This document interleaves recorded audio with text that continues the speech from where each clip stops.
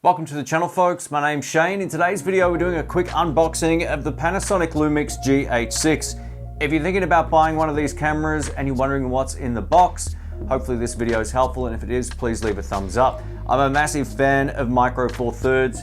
I currently have the GH5 Mark II. I've owned numerous GH5S cameras and GH5s, as well as others like the G85 and G7. So I've had a lot of experience with these, and I can't wait to see what the form factor's like once I take it out of the box and how it compares not only up against the GH5 Mark II, but also up against the Lumix S5. Before we get into it, a massive thank you to Panasonic for providing this to the channel. This was an unexpected delivery and I'm blown away, so thank you so much. All of the other Lumix camera bodies that you've seen on the channel I purchased myself, but this is the first one that they've sent out, so thank you so much. Without further ado, let's open this up. This is a top-loaded box. I don't have an overhead camera in here right now, so I'm going to be doing it this way. We get the all-important instruction manual.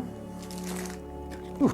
And everything's packed in like it is on most of the Lumix systems.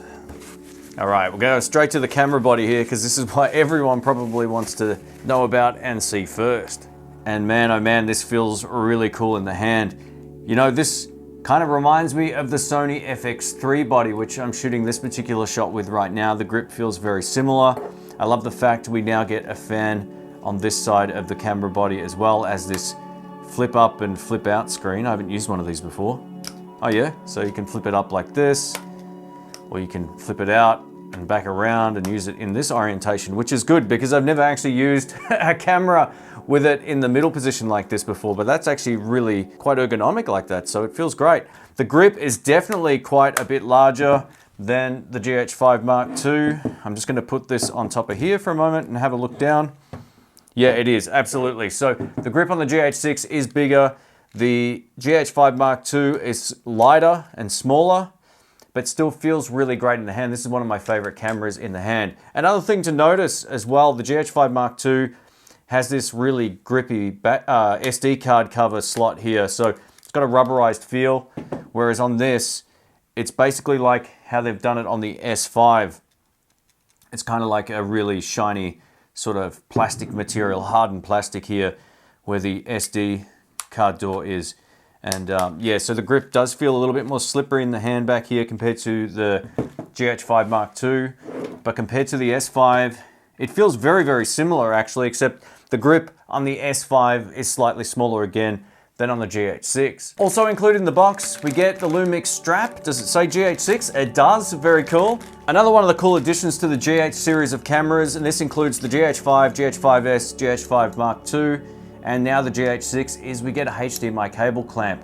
These are invaluable, especially if you're going to be doing any type of studio work. Included, we get the BLK22 battery. These are awesome. These give you a little bit more battery life than the prior generation of batteries, and they're also backwards compatible with the older cameras. So I got a whole pile of these. It's great that they've included them. Like most Lumix cameras, we get a dedicated battery charger, which is awesome, a USB-C type cable, and the brick, which has that USB type A connector on this side. The charger that you get with the camera can also be used just with the USB-C cable connected directly to the GH6. This allows you to charge the battery internally with the camera off. This is awesome. Looks like we also get a cable for the time code. I thought quickly I'd show you the difference in the size. So if you can see down here, they're all roughly the same height. The GH6 is slightly bigger when it comes to the grip, but it's not that much different in terms of its physical footprint size, minus the fact it's a little bit thicker than the GH5 Mark II and the S5. And the reason why is we get that flippy tilt screen back here and the fan. So this additional cooling does make the camera slightly more chunky, but it's not a huge difference between the GH6 and the GH5 Mark II. Without question, we get far more custom function buttons on this camera than I've seen on other Panasonic Micro Four Thirds cameras. We also get an all-new audio button up here on the top. I'll talk more about this in my review coming up. While this is a pretty chunky Micro Four Thirds camera, you are getting that excellent stabilization, and these are all things I'm going to cover in my video review. But from what I've seen already online, The stabilization out of this is even a step up over the GH5 Mark II, which is phenomenal. So it'll be interesting to do some comparisons and some tests with all three of these cameras. So let us know what you think of this camera, if you've already had a chance to look at some of the reviews, or if you already own it. And also let me know if you want to see anything in particular in my video reviews coming up. I'm going to put together a number of different videos, just stuff that I think might be helpful for folks who are thinking about buying this camera, starting with this video. So I hope you like it. Thanks again for watching. My name's Shane. Don't forget to subscribe for more content on the GH6. Catch you soon. See ya.